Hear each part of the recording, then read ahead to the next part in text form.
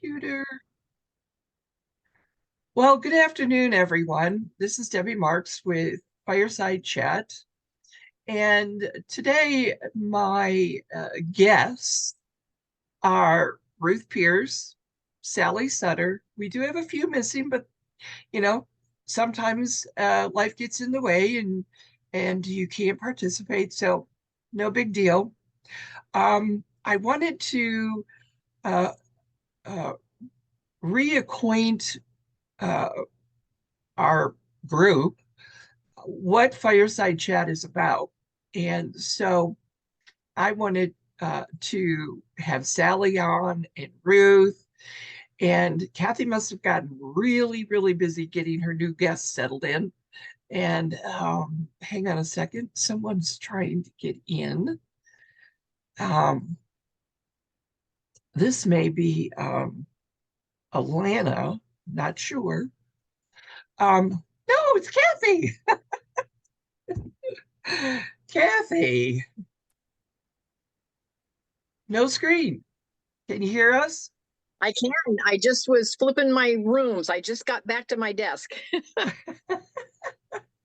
Well, Kathy, I'm already Kathy. recording, so let me give you an idea of what we are going to do. I don't have a speaker today, but what I wanted to do was share to the audience of Fireside Chat who we are, the ones that mostly come on every month. And I wanted to, per se, not really interview everyone. I just wanted people to share who they are. And like I said to Sally and Ruth, I'd like this to be like a clubhouse interview. So whatever pops up, we can talk about it. But I want people to realize, or women to realize, even men, that they can come and join, and that we're really down to earth women who are in business and just want to get out there. And I was mentioning also that in August, I have Chris Borgia coming on to be interviewed. So, and I thought, what a better month to have Chris come on and just kind of get us going again, because the winter months are going to be here. Summer's over by August. School is starting, and women are wanting to get out and get away from the house because they've been there all summer with their kids or their grandkids. So, Ruth, let me start with you. She has to feel on her phone to find unmute. There you go. Ruth, I have interviewed you twice over the past, whatever, 2 years.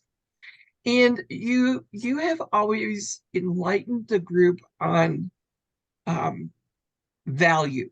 And that's the one thing that we all learn when we are with our group, is we give each other value. And so, Ruth, would you just give us a quick um, overview? See, now this is really putting you on the spot. So you need to be spontaneous Yeah, with I can your do that. and I know you can do that. So kind of give us an overall view of Ruth Pierce and what she's done so far, and what her goal is for, say, the next, what, no, and I love this saying, where are you going to be next year on July 14th, I will 2024? be at I will be at my lake enjoying it. There you I go. just I just got out from the water, just went for a swim right before I got on here. But yeah, no. What about Ruth? Well, Ruth, when she grew up, and not so much as a kid, but as a kid, but as an early adult, She did not understand herself. She did not understand relationships. And so she botched a few. Is that you? We've done that, haven't we?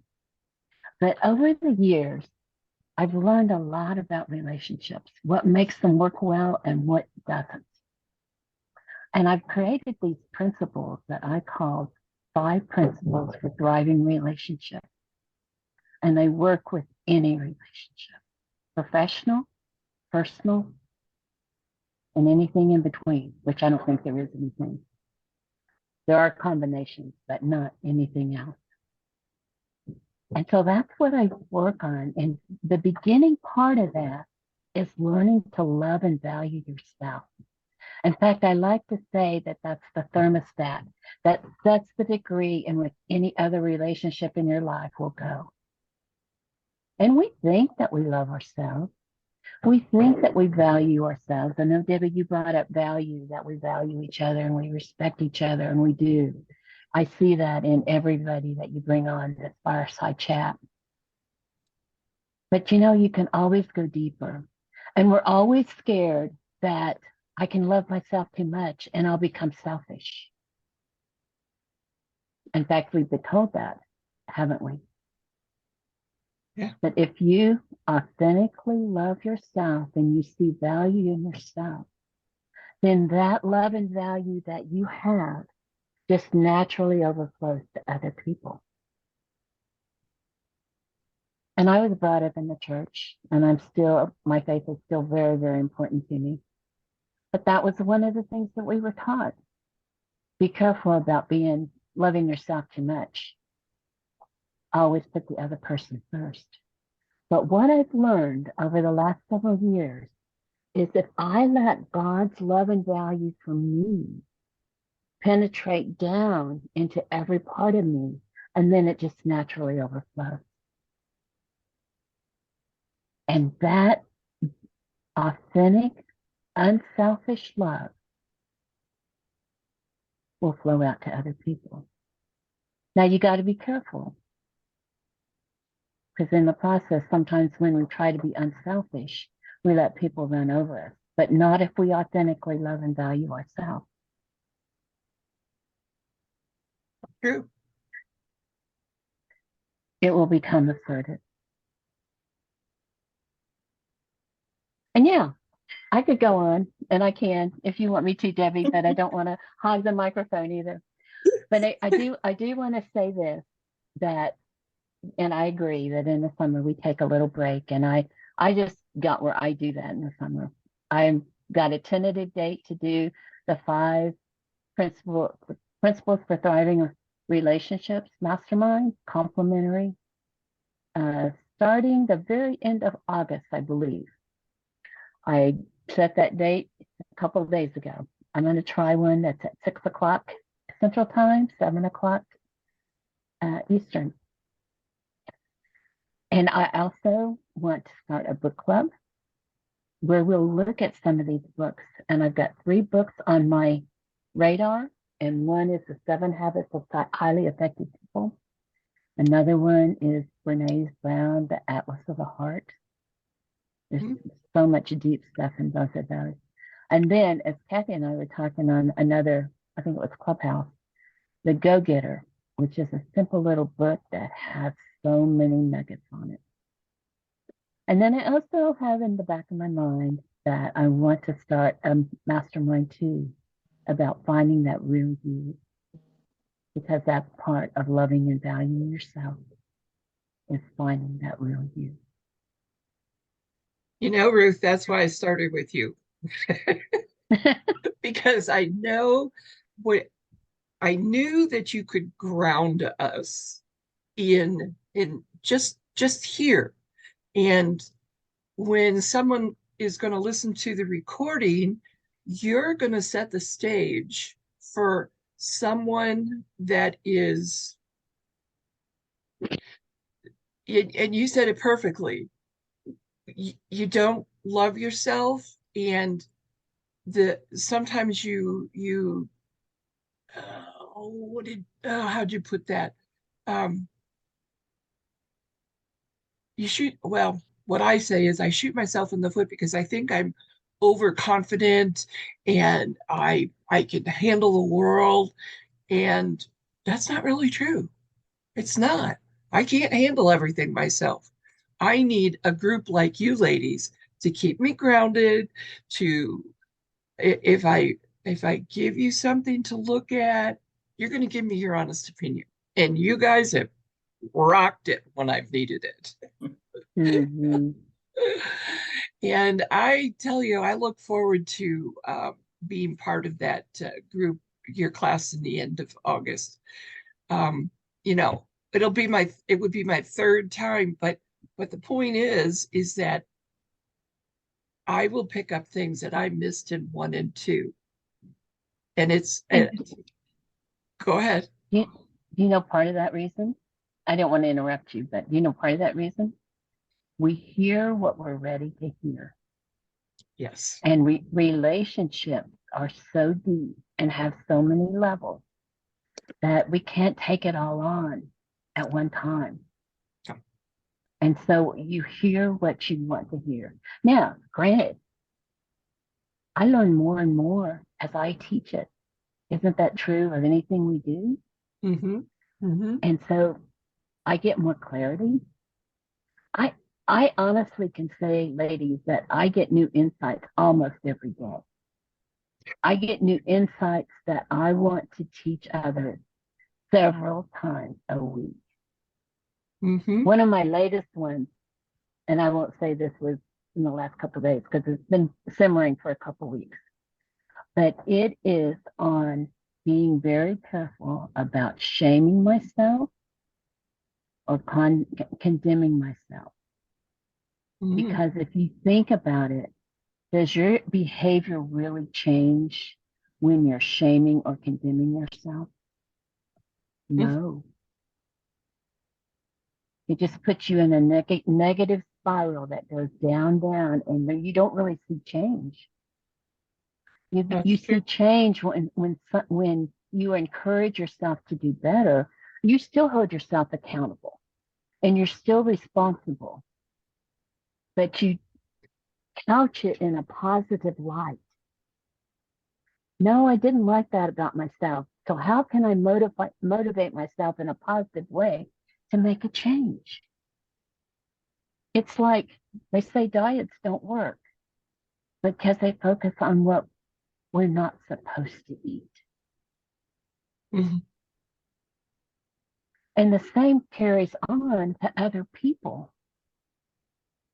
If you're trying to change somebody else's behavior through shame and condemnation, is it going to work?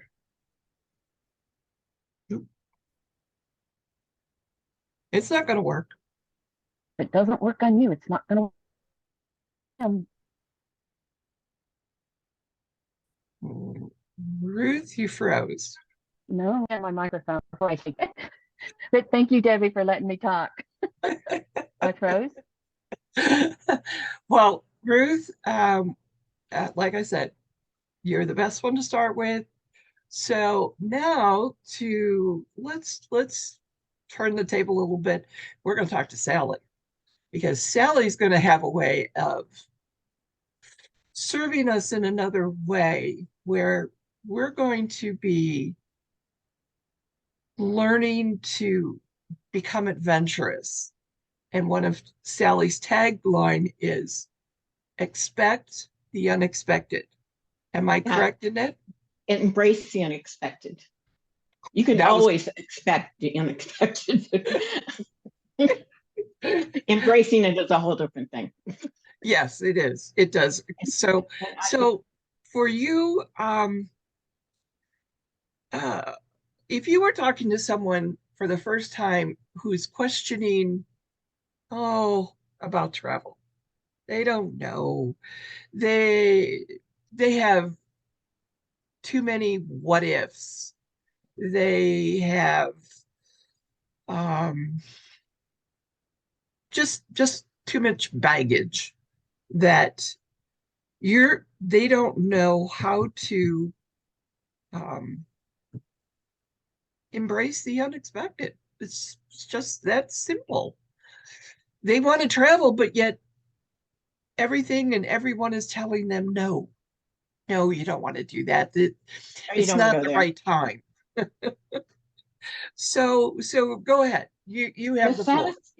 saddest thing words I hear are, I don't want to travel. I never travel. I have no desire to travel. It's like, it's like, I'm sorry that you don't want to do that, because traveling opens up your world to, I always say that traveling makes you realize that we're more alike than different. Despite what you hear on the news, or you see on the news, or you see from other people, or you hear from other people, we're all want the same thing. We want, health for our kids. We want to be able to provide for ourselves and our kids. We all want that. We want to be able to live in peace. We all want that. I don't know how many people have told me, well, even going to Seattle, oh, you don't want to go to Seattle. Oh, they're just like homeless people all over. There are a lot of homeless people, and they have homeless camps. I grant you in green spaces. But we weren't accosted. We weren't approached by anybody. Just kind of live their own life. So yeah, I have to say, yes, there are homeless people. Is Seattle an unsafe city to go to? No, no. And we were in different areas. I mean, James and Jolie live in, it's called Central District. So, and it's a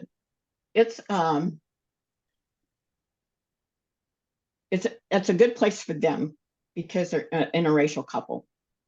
And Jonathan does better in school than he did here. I mean, it's more accepting of differences. But Seattle has so many great little neighborhoods that you just don't know unless you go there. And when people say, oh, I wouldn't go to Seattle, I've heard this and this and this, and somebody told me this and this. And sometimes I say, well, is that something that actually happened to them? Or is it just something they heard? Good point. Most of the time, it's something they heard. Same thing when we went to Israel. Ooh, no, I can't go to Israel because it's just too dangerous. I never felt threatened.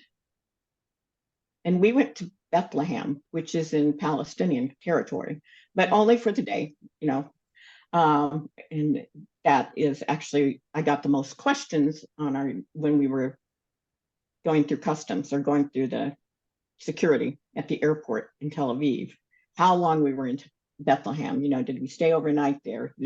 Because their security is very secure. But even when we went to Italy, people said, oh, there's so many beggars on the street. Are there beggars? Yeah. Do you have to respond to them? No. They're a little more aggressive. The ones in Paris are a little more aggressive, but you just can't base your opinion on somebody else's say so. You have to go and see and do those things yourself. And so that's why I want people to travel. I want them to experience everything that I've experienced. And because it just changes your worldview.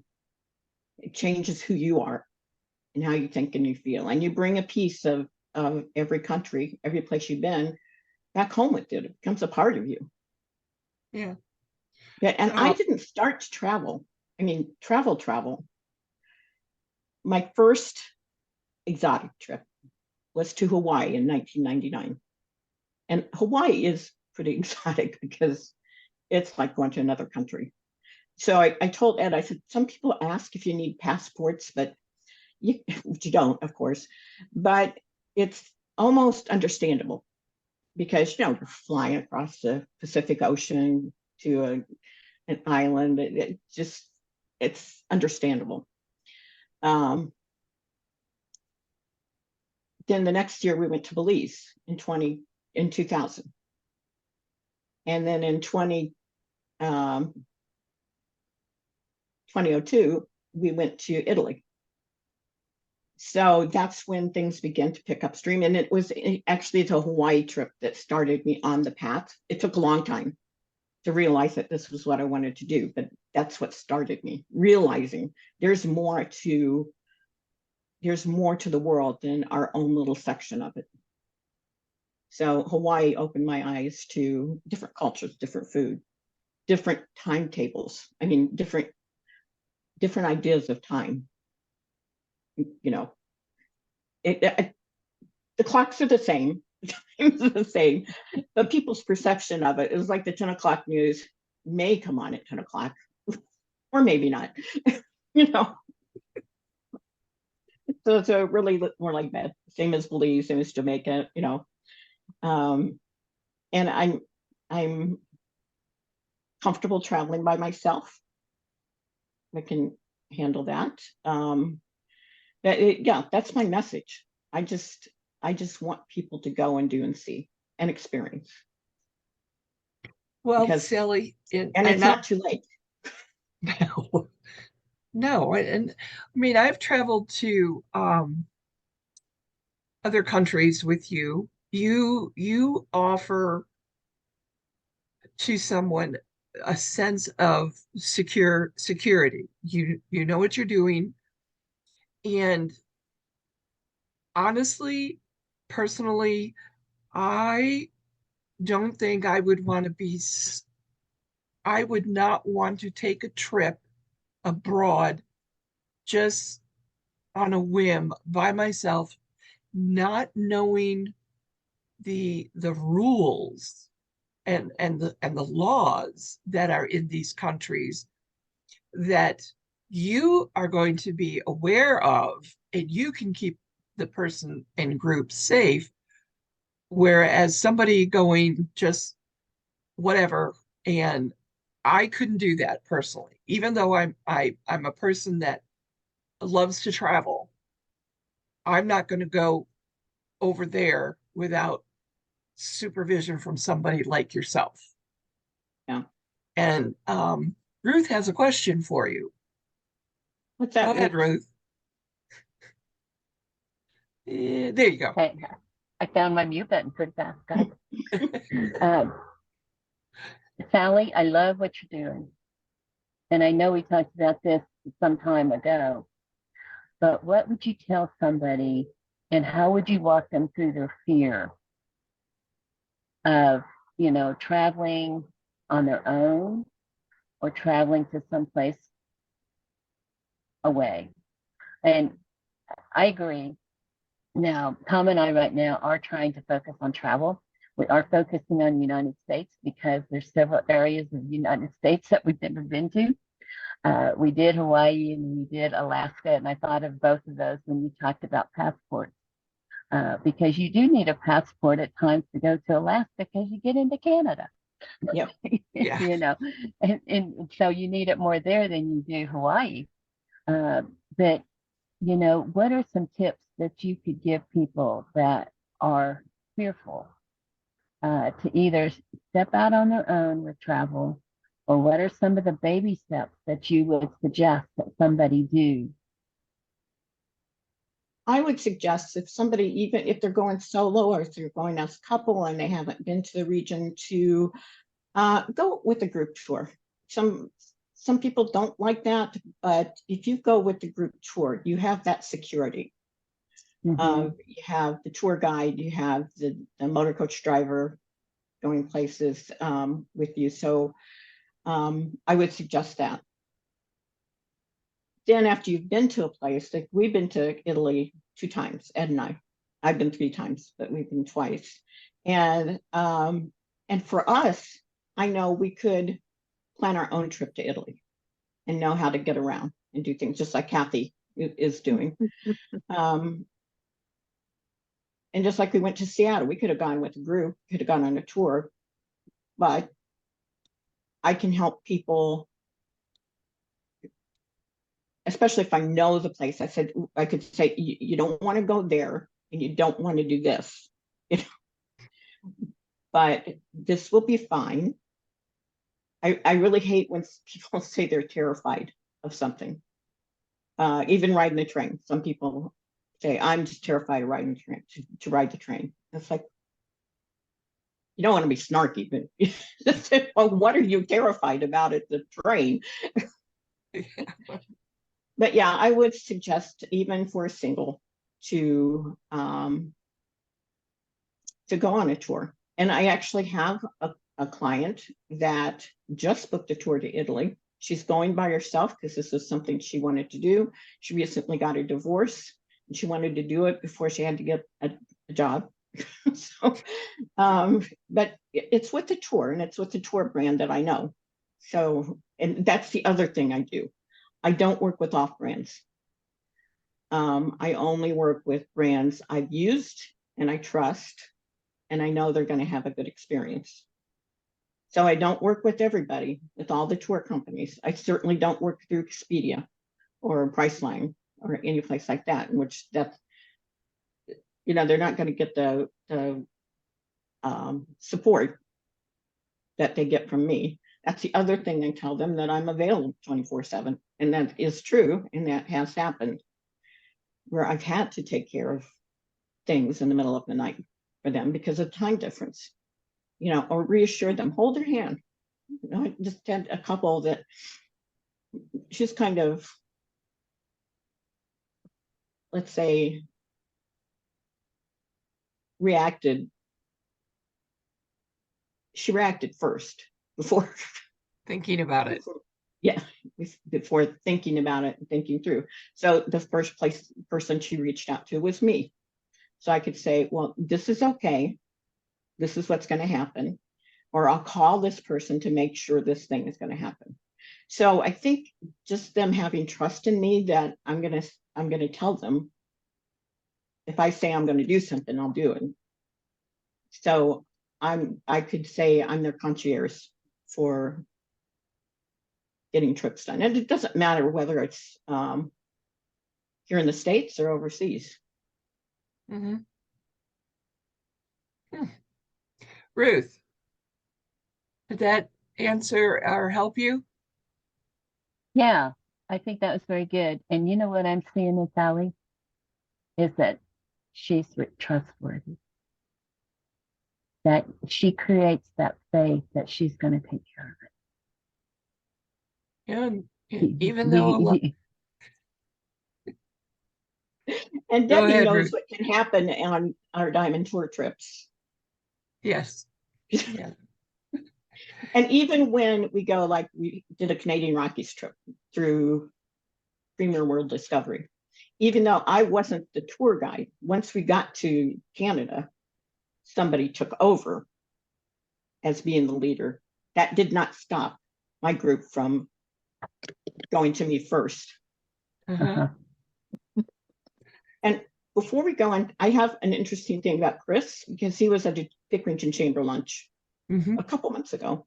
And one of the activities he had, for us to get to know each other, he had a list of questions, and we were supposed to go around and ask people, like, do you have a karate, you know, or, but one of the questions was, how many states have you been to? So you have to go around and ask. Right.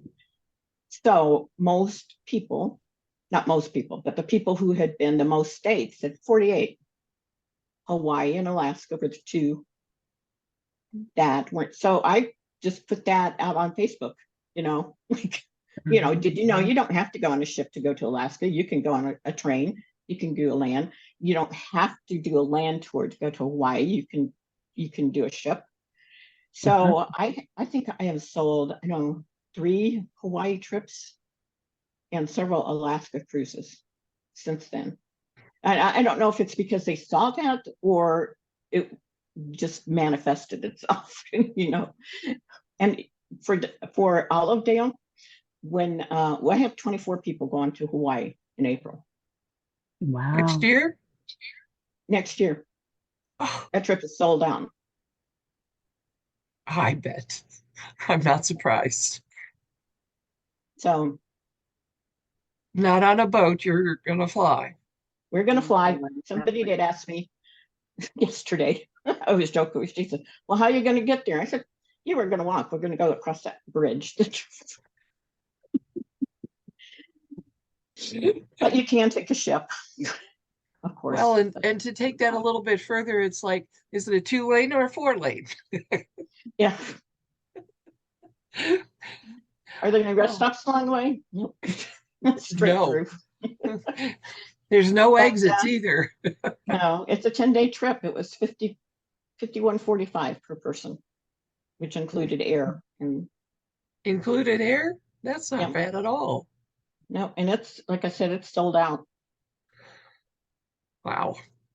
So just like, Well, but trust, Ruth, you brought up, or you did, people want to feel comfortable. That's why the motor coach trips are so popular, because people can just go to Olivedale, get on the bus. That's it. You know, I don't have to worry where to stay. They don't have to worry where to stop to eat. I plan the eating part as we're getting there, but those places are already done. You just get on the bus every day and enjoy. Open and yourself enjoy it, up. because you don't have to do anything. That's You right. don't have to plan anything. And they're super, super popular, because there's people that don't want to fly. There's people that don't want to leave the United States, and they're adamant about not wanting to leave the United States. Mm. It's usually one half of a couple that happens. One wants to and one does not. So And you know, one thing to add to the coach trips is that you can get on that bus and not know anyone, and you're going by yourself. But I guarantee that by the time, and you have to be open. I mean, I've seen it where someone will come on a trip and they're just want to be by themselves. Just leave me alone. I don't want friends. I'm just going to do. And but you have to open yourself. You have to be uh, ready to smile and say hi. How are you? So what do you do? You know, anything. Most of the trips that you do from Olivedale, everyone's retired. They're not not working. everyone, not everyone. Not everyone. Okay. I stand to be corrected, but I can guarantee you that you'll come off of a coach trip with friends. And they turn out to be like, hmm, hey, there's another trip going on. You want to go? And before you know it, you've formed a group and you do other things together. And Sally's Sally started me on this, and I've seen so much of the US just going on her coach trips. And yes, we've even done a couple of cruises, even in a hurricane. That was fun. Debbie admitted it was fun. It was fun. And you know, it was fun. You laugh about it when you're trying to walk up the or you're trying to walk on the uh, hallway, and the ship is kind of weaving and bobbing, but you laugh about it. So, anyways, One thing I want to say that I won't take any more time. I did learn something about myself last year when we went to South Dakota and then on to Yellowstone. mm-hmm. So because of the floods, we weren't able to go to a certain part of Yellowstone, but we did go to Old Faithful. And somebody wanted to stop someplace else, and it just wasn't part of the plans. The guides have a certain timeline, and the motor coach driver has a certain timeline. But when she asked me that, she said, "It's like, I really want to go here." So my reaction immediately was defensive, because I knew we couldn't. So I said, "I know we can't." Yeah, I said, "We can't go there. You know, well, I'd rather do this than this." And he said, "Well, I'm sorry, we can't." And I felt bad about that reaction. So it wasn't so much what she said. it was my reaction to it. Mhm. You know, I could have not gotten defensive. And I find myself before then doing that when anybody wanted like a change of plans that I couldn't do, no matter how much they wanted to, because I thought, well, they're not having a good time.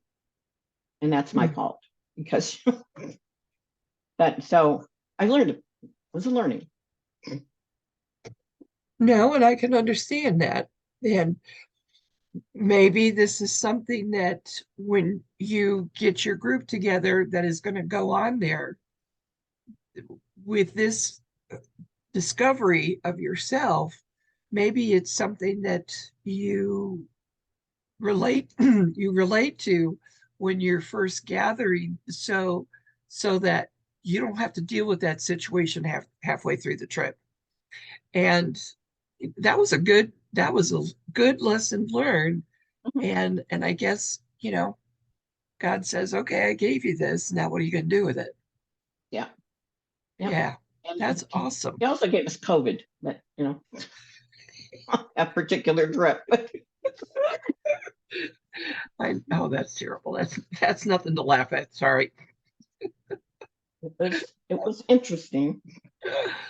Yes. Well, Sally, I want to thank you very much for taking that deep dive into traveling and addressing, questions, hesitations, some people fears. And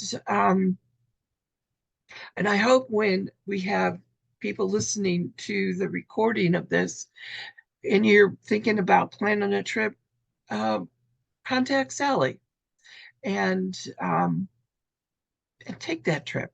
Go on it. Don't wait. We talked Exactly. my son Mike and Laura to go to Hawaii, so they're going to Hawaii Good. because she always wanted to go. I said they're not old, but they're not getting any younger either, Right. And she's lost both her parents, so Her she's time is just hers. taking that time. Hawaii is the one place I have not been to. I've been to Alaska and didn't know you were having a trip coming up for Hawaii. Oh well. Uh, another day. All right, Kathy, I've left the piece of resistance for the end. So you've listened to Sally and you've listened to Mhm. Ruth. And so my question to you is this. I was with you back when you quit doing your nails and Mhm. all the trauma you went through making that decision. And look at you where you are today. Look at what you've done in what, 5 years, 7 years? Mhm. Well, I actually retired December of 17. 17. That's right. That's right. So 17. Yeah, because we started hanging out in 2015. yeah, so a full 5 years. I'm in my sixth year. There you go. So, and you've done a lot. I mean, look at what you have accomplished. And I'm giving you praise because you're do it. You but the important thing that I want people to understand is um it hasn't gone to your head. You don't gloat about it, as they say. And but yet your main focus is helping someone reach their dream. And you pull it out of people to the point where they look at you and say, I had no idea that was in me. And so, oh, just by the way, people, I'm winging this totally. You're You did doing a a great great job, job, Debbie. Debbie. Yeah. Well, I decided that this was going to be a good way for people to learn or learn more about us in the recording. And I know this isn't a typical fireside chat, but yes, it is. It's Mhm. just a different level. So, anyways, Kathy, I asked this to Ruth,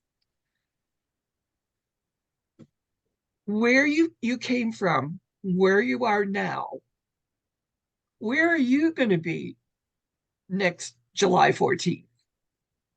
And it doesn't have to be things that you have set in stone or anything, but you've created monsters in all of us because we dream every day.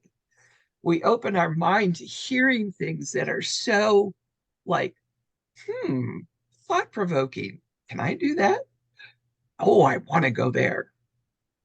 And I want to go swim in Ruth's Lake. Mhm. I'd like you're on mute. I would love to have a lake right in my backyard that I can go out there and sit on the deck, drink my mimosas, and just enjoy the day. And I got a little taste of that the past 3 days because I was babysitting my grandson, who he's the only boy, guys, out of my nine. He's 11 years old. Wow. And it was unbelievable to have two almost 3 days with him. And of course, they have a pool. So we spent our time in the pool. And my daughter called me last night and she goes, Mom, I want you to know that that's all Ryan talked about is how much fun he had with grandma and what we talked about, what we did. And it was spontaneous. It was nothing, okay, now it's 12 o'clock, we're going to go do this. Nope. And um, so that being said, Kathy, it has taught me to be very open to every day. So so fill us in. What is your desire? What do you want? And Well, yeah. briefly, what more? Briefly, just briefly, where were you in 2017? Because I alluded to that point. So just, give Okay. us where you were then and then go on. Well, thanks for that, Debbie. When I look back at 2017, I was really kind of wrestling within myself on wanting to retire from the nail salon and not wanting to retire from the nail salon because first of all, it was 100% my income. And I had struggled for so long on so little income over my adult life that when I finally got into the salon industry and it worked for me, I thought, why would I walk away from this? But I knew that I was having some health issues, just from the repetitive motion of doing nails because I was doing 12-hour days when I started, and I finally cut back to 8-hour days. And then in my last year, I cut back to 6-hour days. And it was still affecting, my neck and my shoulder and my elbow, my wrist. And the doctor was talking about all these surgeries. And so I knew that I needed to retire, but it was number one, it was 100% my income. But number two, it was 100% my social outlet because I had all these customers that had been with me for 25 years. So they had become more than just clients. They had become friends. They invited me to their weddings. They invited me to funerals. They invited me to birthday parties. I mean, it was my social activity as well as my income. So it became my whole world. And then, of course, in traveling, I traveled with the girls. The rest of the staff. We went to hair shows and we would travel to other states to go to these shows. And so it kind of became everything. So it was really a tough decision for me. And so, for those of you that are on this call, that know at the time, Debbie and I, we were just starting to attend some coaching, and I remember wanting to make the switch, and just didn't have the courage to do it. And I had to really dig down deep as to my why. And so my why was for my health. I knew that I needed to make the switch for my health, but I was so afraid that I was going to lose on all those other areas of my life. And so I knew that I needed to recreate myself. And that's where the tough part is recreating yourself into a lifestyle that you want. And so the first thing that I realized is that I wanted to create some kind of a career for myself, an income, a job, however you want to look at it, that I could do from anywhere in the world, because I did want to travel. And I did want to inspire other people. And I did want to give back. I wanted to do all those things. And I wanted to write. Of all things, you think, write, nail tech, where does that come in? I can remember, saying to Mark, even over the years, that, well, when I retire someday, I'm going to write. Well, who has time to write when you're working, 8-12-hour days, with a client every hour on the hour?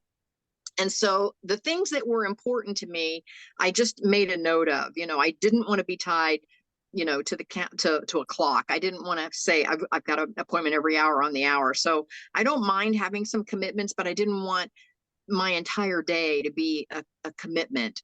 And I wanted to have no ceiling on the income. I wanted to be able to make as much as I wanted to make. I wanted to travel. I wanted to do all those things. I wanted to give back. I wanted to write. I wanted to do all those things. And so I just set out to create that for myself. But I think you have to have a vision. I think you have to see it. And Ruth and I have had this conversation a couple of times. I think you have to start making those new pathways in your thought process and in the brain, so that you can start embracing that you can do it, that you can create the life that you want. You can live the lifestyle that you want to live, that you don't have to look back and have all these regrets on, I wish I would have done that. I wish I would, And so with all of that said, as opportunities come my way, I test and measure them as to whether it pushes my cart in the right direction. So I knew the big things that I wanted. I wanted to travel. I wanted to write. I wanted to get published. I wanted to give back more. And so as these opportunities present themselves, I simply say yes. And the way I like to describe it is that train is going down the track, whether I'm on it or not. And all I have to do is get on. All I have to do is, when an opportunity is going by, I just have to say yes and get on the train. And so with that said, I'm going to hand it back to you, Debbie, but that is where I'm headed. I want to be spontaneous, and I just want to see where that train is going to take me next year. Well, that's a good answer, Kathy. Yeah, I had to write that one down. See, and that just emphasizes my point for the four of us to talk, is that little nugget that you just gave us about getting on the train. I never thought about it. I mean, I love being on the train, but I never thought about it in that respect. And Sally, embracing the unexpected, and Ruth, her love for helping people with relationships is so significant that we need to get the word out for these. And Kathy, I've learned so much from you over these years that I think to myself, oh my God, what would I be doing? What would I be like? Sure as heck wouldn't be doing this. And let alone winging it, but I learned that from doing the John Maxwell. And I just so appreciate all of you ladies so much for supporting me with Fireside Chat. And joining me, when you're joining me on Fireside Chat, you are sharing with the world, basically. I mean, YouTube is open to everyone, but I'm beginning to think I'm going to do YouTube, but I'm also going to do Instagram. I have been encouraged by a few people to post them on Instagram. You're going to get a faster and bigger audience. But anyways, back to the point here. Um, I know we've gone probably pretty close to our hour, but I want to thank all three of you ladies for joining us today, for joining me today. You fill my heart every day. And Kathy, quickly, would you give us a um, synopsis of the classes, the master classes, your International Academy? Just do a brief, you know, idea of what you have there to offer those that will be listening to the recording. Okay, well, thank you for that, Debbie. First of all, I'm all about passive income. And so my biggest program that I have the most students in that connect with me on a daily basis is the real estate. And it's everything from long-term to midterm to short-term buy and holds, which are how to invest in rentals. We have a lot of folks, they want to get involved because they want to flip. You know, we all watch the HGTV where they're flipping houses, and so a lot of them are like, no, I just want to flip. Well, that's okay. And you can make some income there and some sizable income. But when you're flipping it, you have to do it over and over again. It's a job. You know, as soon as that one's done, you got to start another one. You got to keep going. And so I'm all about the passive income. And so my biggest lane, of course, is the buy and hold real estate where you have rentals. Because even at some point, you can say, I don't want to manage this anymore. There are hundreds of management companies out there that you can just pay a percentage of your rent and somebody else can do the entire management for you as well. So you can make it as passive as you want it to be. So that's probably my number one lane. My second my number two lane is all about entrepreneurs and solopreneurs, which is what you gals on this call are mostly involved in, where we talk all about how to build a better business, how to do podcast and blog post, and you know, how to create your website. And it's all about how to market whatever it is that you're bringing to the world. And then I have a writer's lane where, again, the blogging kind of tag teams between the entrepreneurs and the writers. And so I have folks that want to write and they want to monetize that somehow. And then finally, I have a lane in just networking in general. And that's where I kind of hold hands with Chris Borja a little bit, and I write for his magazine, and then he writes for some of my stuff, so we have a connection there. So anyway, those are my big four lanes. And then last but not least, I have the health piece, because I firmly believe that health comes before wealth. If you don't have your health, you know, the rest of it's for naught. So get your health on the list. So back to you, Debbie. Anyway, KathyBenner.com. You can find all my stuff just under KathyBenner.com. That's what I was going to get. Sally, you have been so helpful in this podcast. For those that might be a little leery on traveling and that, would you please give people your information? How would somebody reach you, and encourage those that have questions about traveling? Give the, just tell them to reach out to you, So my website is mermaidtravel.tours, and toward the bottom of this page you can do a contact me and fill out your information, or you can contact me at sally@mermaidtravel.tours. All right. And you're located, or I forgot to ask Kathy, but you are located where? Outside of Canal Winchester. Okay, and that's very close Ohio. to Kathy. Yes. And Kathy, you're in? Well, I'm in Canal Winchester as well, but with the academy, I have students from all around the world. My largest student base is in again, it's in the real estate, and it's in the short-term rentals out of Nigeria. Is my largest student base for the academy, Oh, believe it or not, for the short-term rentals to open Airbnbs. that's cool to know. Thanks. Mhm. Ruth, your turn.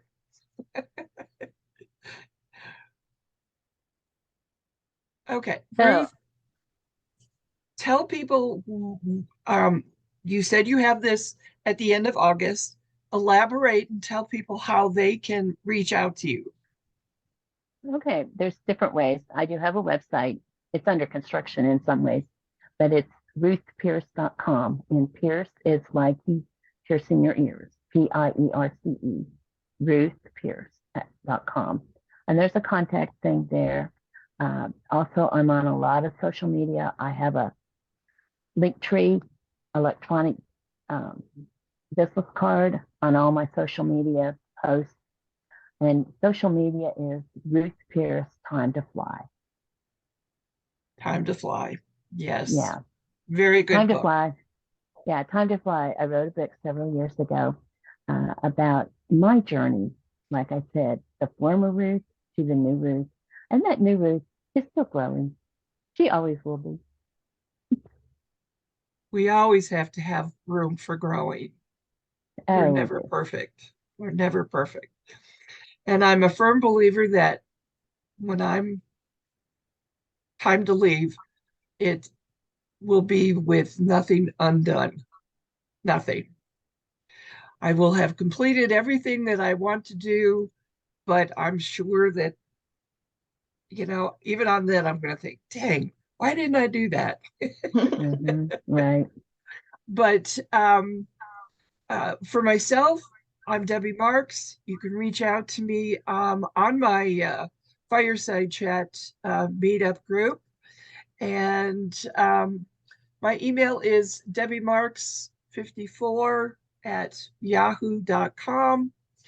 And I am an aspiring author. I am now writing my book, my memoirs. Not finished yet, but I'm beginning to think there'll have to be two books. But uh, I enjoy my time on Fireside Chat with you ladies. And one other thing, I'm on Facebook on Go Green with Debbie Marks. And I also have podcasts that I'm working on called Debbie's Organic Homesteading. So there's many ways to reach out to any of us. And I hope that this time together will encourage you to become an active member in Fireside Chat, to join us. Yes, every month I typically have a speaker who are someone that I'm interviewing, but this month was a little bit, it's summertime, let's be a little free. um, and so with that, ladies, I want to thank you for joining me today. This recording will be up on YouTube. And I'm telling you, I had a great time. And always believe in Debbie, yourself. You can do what you think you can't do. And just to reinforce it, I did this entire interview on a wing and a prayer. you did great. Sally. Yeah, I forgot to include my blog site. Oh, So it's embracetheunexpected.net. oh, gotta mention that because there's some good stuff on there. Good. I'm glad you remembered. Well, ladies, I hope you have a great rest of your July, and we will see you in August, and I think it's the 14th or something, the 11th, um, for my interview with Chris Borja, and you will find that he is just full of information. So thank you, ladies. I appreciate everything you've done. Let me stop my recording here.